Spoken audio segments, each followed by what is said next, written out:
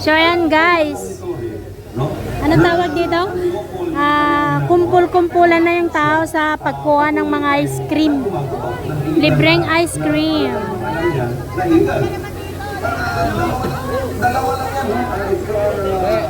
Ang problema sa akin kanina, kahit na mababa ice niya, walang bumibili. Pamilya mo ay hostage doon sa Gawin natin, sige. Ay kayo ang pumakyaw. Oh, kayo to palang may pakana eh. At saka katihan namin. So magkano ang bilhin niyo, sir? 3,000? Wow. Magkano bawat isang vlogger? Sa akin, 1K. Kanya 2K. Kanina yung 2K? Bisdak. Grabe no. Ano lang, katuwaan lang sa mga kababayan na. Katuwaan lang. Balik lang yung blessing na binibigay sa atin ng ating mga followers. Wow, grabe man sir. Grabe ito pala guys. Pa-ice cream ni Tropang B at saka ni Bisdak. Silipin nga natin. Wow, ice cream.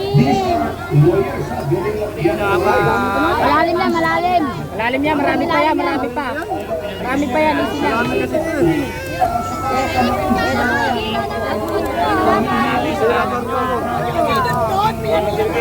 Siya na lang na yan. Bata, ito sa rin mo na.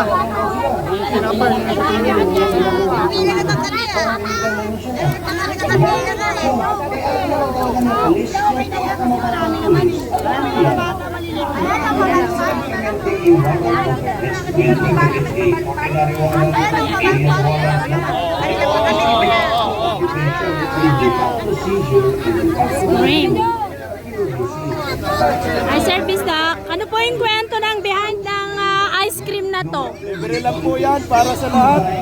Ayan, sagot ni Tropang Bisaya. Sabi niya, dalawa daw kayo, sir. Grabe.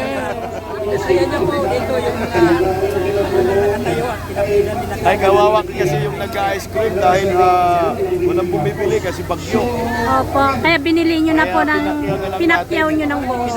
Pinamigay na lang. May kanina pa walang walang bumibili. Grabe, no? Kaya tulong-tulong lang din. Ayun. So yan guys, ito, si Kuya na nag-ice cream. Ay, masayang-masaya siya. Todo, very wide yung smile ni Kuya. Masayang-masaya siya. An opportunity for a graceful exit, which is Kasi napakyaw na guys, kaya tuwang-tuwa, pati yung mga tao ay natutuwa din.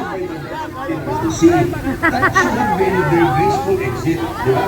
Sige, alis na kami, babalik na lang namin. Ito, iiwagat namin. Pero hindi nila tinawalan. Anak, masarap ba? Wow! Anong flavor yan kinuha mo? No matter how violent, and no matter Anong flavor yan? how poor, no? Banana? Mango? Malala si Pastor. Kailangan tayo na lang.